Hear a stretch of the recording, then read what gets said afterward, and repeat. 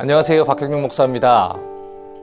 오늘은 크리스천 아내의 역할 중에 성경에서 이야기하는 돕는 배필이라는 역할에 대해서 생각을 좀 해보려고 합니다. 창세기 2장 18절은 처음 남자와 여자가 가정을 이루게 될 당시의 장면을 이렇게 묘사를 하고 있습니다. 여호와 하나님이 이르시되 사람이 혼자 사는 것이 좋지 아니하니 내가 그를 위하여 돕는 배필을 지으리라 하시니라. 자, 하나님은 이 남편을 돕는 존재로 아내를 지으셨는데 우리말 성경에서 그를 위하여 돕는 배필을 지으리라 라고 번역한 부분은 히브리어 성경에 로 에제르 케네그도라는 표현으로 표현되어 있어요. 가장 먼저 이 로라는 단어는 그에게 또는 그에 대하여 라는 뜻이고, 에제르라는 단어는 도움 또는 구원이라는 의미를 가집니다. 그리고 케네그도라는 단어는 그와 상응하는, 그와 대응하는, 그와 짝을 이루는 이런 의미들을 가지고 있어요. 그러므로 이 구절의 바른 히브리어 번역은 그에게 그와 상응하는 돕는 자 또는 그에 대하여 그와 짝을 이루는 구원자라고 번역을 할 수 있는 것이죠. 자, 그러니까 여기에서 앞서 나오는 이 두 개의 전치사 로와 케네그도라는 이 단어는 남녀의 종속관계로 얽혀 있는 게 아니라 오히려 대등한 관계라는 것을 우리에게 알려주고 있는 것입니다.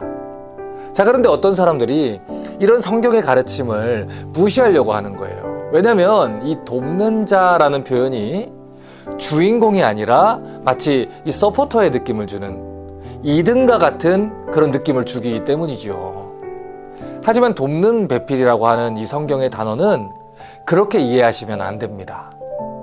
에제르라는 단어는 우리말로만 보면 이 도움을 주는 보조적인 존재로 생각될 수 있어요. 하지만 이 성경을 보면 사실 그렇지 않다는 것을 우리가 알게 돼요. 시편 33편 20절을 봅니다. 우리 영혼이 여호와를 바라며 그는 우리의 도움과 방패시로다. 지금 이 구절에서 여호와 하나님이 우리의 도움 되신다라고 할 때 사용한 이 단어가 바로 에제르라는 단어예요.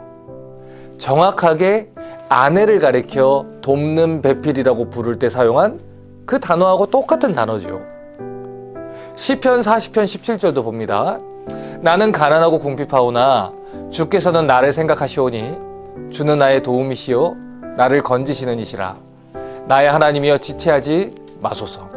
자, 지금 이 구절에서도 하나님이 우리의 도움이 되신다 이렇게 얘기를 하면서 에제르라는 단어를 사용을 했습니다. 시편 124편 8절도 마찬가지예요. 우리의 도움은 천지를 지으신 여호와의 이름에 있도다. 지금 이 구절도 하나님이 우리의 도움 되신다 할 때 에제르라는 히브리 단어를 사용을 합니다. 이처럼 성경에서 에제르라는 단어는 도움 또는 호위하는 자 이런 뜻으로 번역되어 있어요. 그리고 여기에서 말하는 도움은 작은 도움을 이야기하는 게 아닙니다. 구원자의 도움을 가리키죠. 또 이 단어는 구약시대 이 전쟁을 벌일 때 지원군을 가리키는 단어였어요. 에제르라는 명사의 이 동사형이 아자르입니다. 근데 이 아자르는 돕다, 방어하다, 둘러싸다 이런 의미를 가지고 있어요. 그러니 이런 용례가 더욱 분명한 것이죠. 자, 한번 생각해 보세요. 치열한 전투를 치렀습니다. 이제 적에게 기세가 다 꺾여가지고 이제 패색이 짙어진 거예요. 그런데 저 멀리서 이 천둥 소리와 같은 이 발굽 소리가 들려오는 거예요. 뿌연 먼지를 일으키면서 수많은 군사들이 몰려오는 것이죠. 그리고 곧 그들이 자기들을 도우러 온 이 지원군이라는 사실을 알게 될 때 이 군인들의 마음속에 용기가 솟아오르고 새 힘이 넘쳐나지 않겠습니까?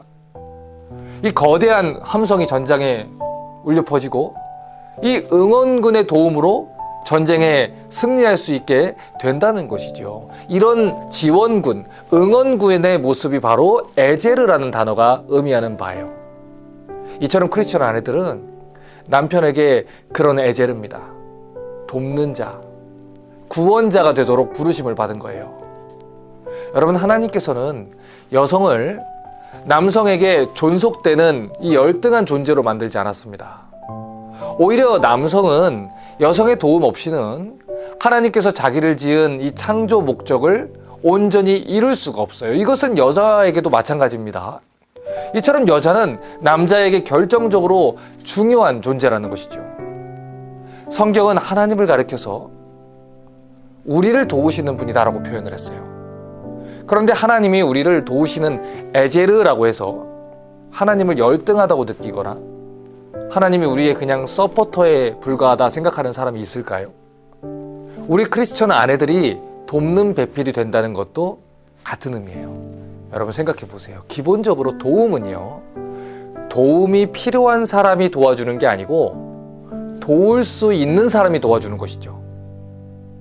예를 들어서 저는 아이들이 하지 못하는 일을 도와줘요. 저는 아내가 하지 못하는 일을 도와줍니다.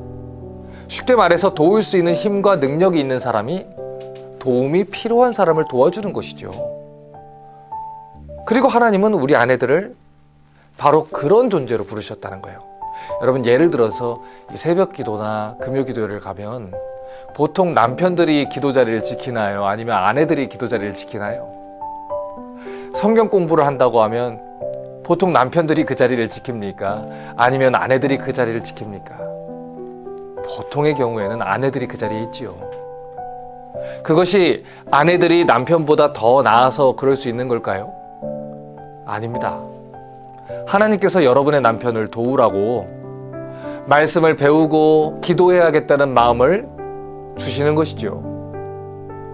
그러므로 여러분, 남편을 돕는 자가 되시기 바랍니다.